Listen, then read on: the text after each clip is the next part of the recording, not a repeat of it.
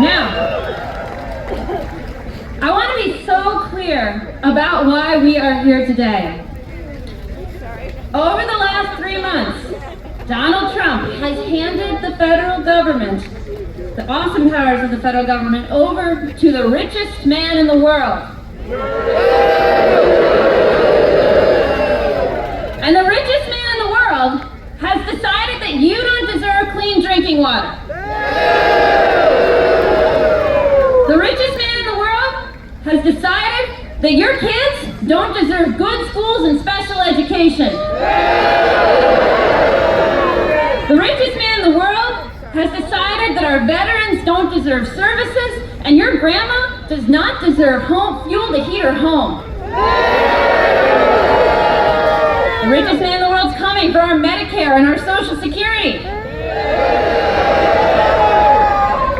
The richest man in the world is firing the people who protect our workers' rights, who protect our civil rights, who protect our public lands and national parks, who research the cancer and the Alzheimer's and the diabetes cures that we and our loved ones depend on. And they're doing it all. They are doing this all so that they can fund their next round of giveaways to their fellow billionaire buddies. So that Donald Trump and Jeff Bezos and Elon Musk can have another yacht and another fat tax cut. And they know that this is not popular. They know that the vast majority of Americans do not want this. That is why they are attacking our democracy to cement their own power. They are attacking our freedom to vote. They are taking kids off the streets, students off the streets for their social media posts. They're imprisoning innocent fathers in a foreign prison. They're doing all of this.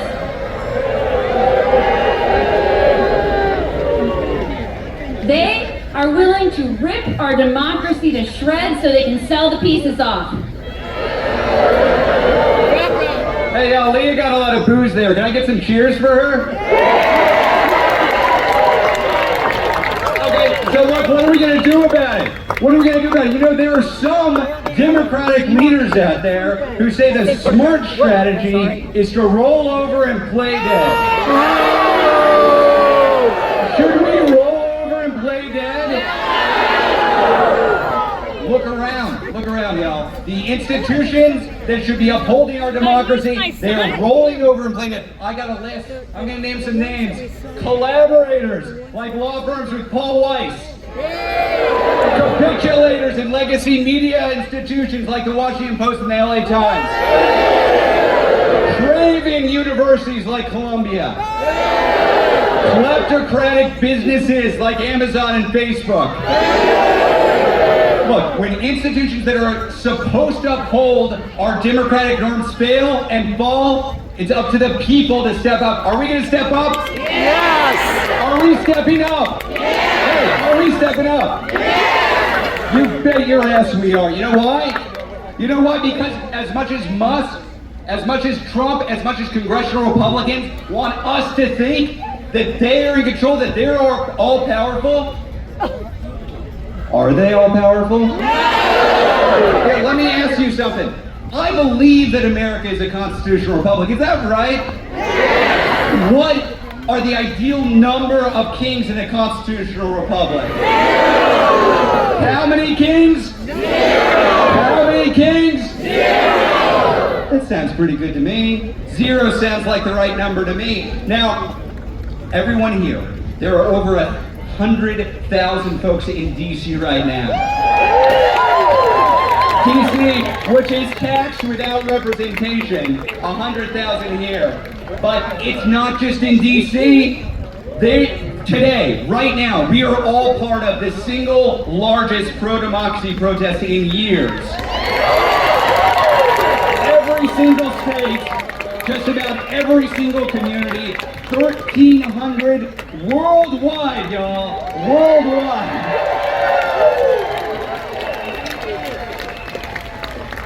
Now, look, this is incredible. This display of people power is absolutely incredible.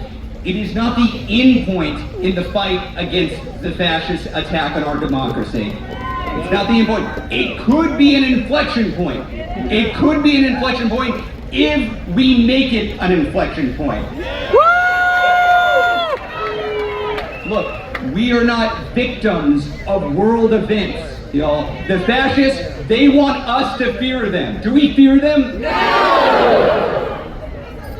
They know that fear is contagious. You know what else is contagious? Courage! Each one of us gets to choose what we put out into the world. What do we choose? What do we choose? What do we choose? Okay, so what do we do with that courage? The next congressional recess, just a few days away, begins April 11th. Here's your task. I'm going to give you 3 tasks. If you've ever worked with Indivisible, we love a good rally, but we like a plan too. We want to actually put a plan into action. So here's what I'm going to ask you to do. Step 1, there are 100,000 people here. I bet you don't know every one of them. I bet there are some new friends you can introduce yourself to right now. Look at these cool signs. Compliment your new friend on their sign. Exchange contact information. Do that before you go to leave this rally. You gonna do that? Okay, 2, on your way home, here's what I'm gonna ask you to do. Think of the 5 friends, people in your community who aren't here but could be here. Are you gonna do it? And 3, when you get home, it's up to you. Nobody is coming to save us. We have to save ourselves. We have to save ourselves. We have to go. Join your local Indivisible group, or your local 5051, or your local Working Families Party group, or start your own, but it's up to you. It's up to you. Are we going to accept from our supposed leaders when they tell us to roll over and play dead? No! Remind me, how many kings? 0. How many kings? 0. How many kings? 0. Damn straight. Okay, now let's go back home and organize the protest. This one's over.